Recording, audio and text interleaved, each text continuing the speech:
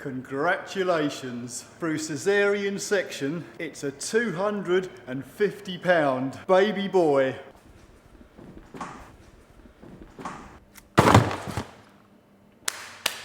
So it's just a quick one today. Obviously, the subject is an EGR valve. Just so you know, it's a 2016 Ford Mondeo Mk5 2-litre diesel with 115,000 miles on the clock. Well, hold on just a minute.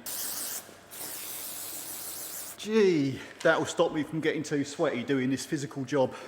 So here's what basically happened. Car lost power and took a dump by the side of the road. It would crank over half a dozen times and fire up. You would then have to rev it to keep it running or it would cut out. And even if you tried to hold the revs up on the car and drive it forward, the revs would just die all by themselves and then the car would just cut out on you. Luckily, I managed to buckaroo the car into the garage so I could work on it. You know, before I even connected the scanner up to it, I pretty much had in my mind the EGR valve was stuck open a little bit. But anyway, we'll connect the scanner up to the car and we'll see what it's got to say for itself. So what have we got? Diesel particulate filter, soot accumulation, diesel particulate filter restriction, force limited power, turbocharger under boost, EGR control circuit low and EGR control stuck open. I can tell you now, both them EGR codes are the ones that have caused the DPF problems. Oh, I've been informed by an unnamed source. You know what I'm saying. So this potentially could be fake news, but if you took your Mk5 Mondeo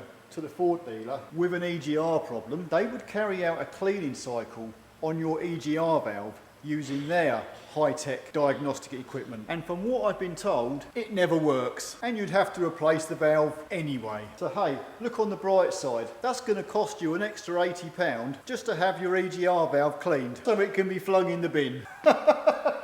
Right, let's clamp this bitch down.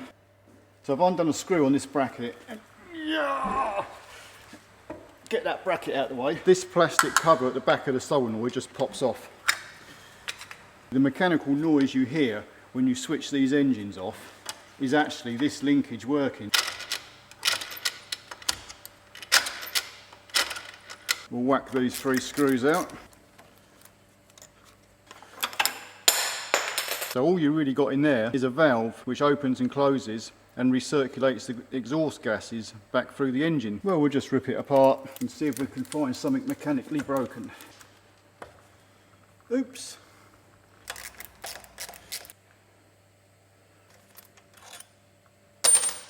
Oh my God, it's actually coming apart.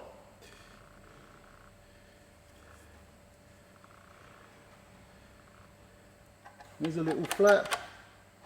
So just in case you're wondering, the exhaust gases go through this part of the valve and they are cooled by water, which is a water jacket runs around the outside. So actually what I believe is happening is this linkage is supposed to open the valve, push the valve down and let the exhaust gases through to be burnt in the engine. The problem is it's getting stuck in the open position. That is a spring here and it should automatically go back, but it's not.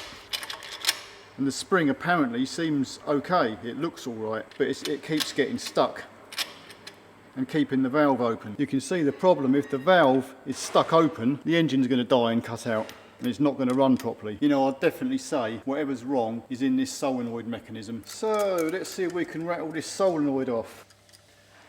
Here we go, this is it. Oh, we got cogs, we didn't want to move. Now it's getting interesting. This little cog here that's got the spring on it, which moves the linkage to open the valve to let the exhaust gases through, springs back. So the spring's okay, this cog's okay, and the valve is okay.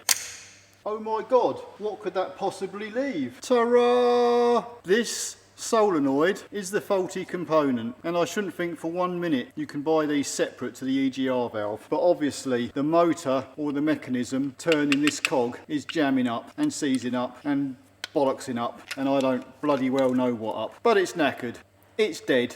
Bye, it's been nice knowing ya. Let's see what the price of a new EGR valve is, shall we? So there you go, £256.93 plus VAT, leaving a grand total of £308. Woohoo! I guess you could call this an unboxing. Look at that baby, that's what you get for your money. There is what you call an active breather unit just here, two 10mm bolts.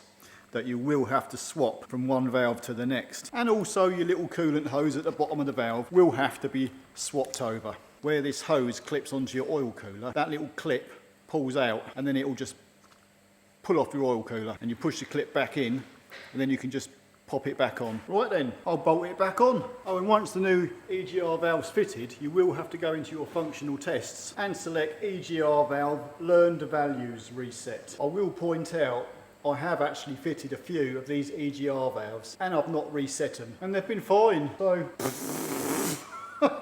oh, and as I've just found out, there's a £72 surcharge on these old units. So with great disgust, I've had to put the old unit back together to send it back to the Ford Motor Company to get the surcharge money back.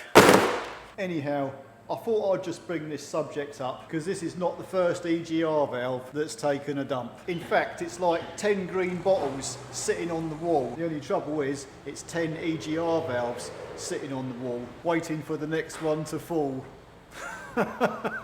Anyway, once again, that's me done. I'm out of here. See ya.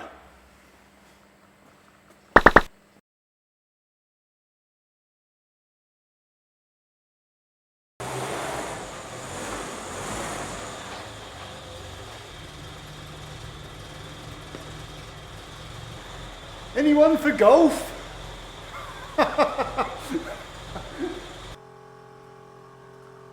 In case you don't know, that's called a mini moke.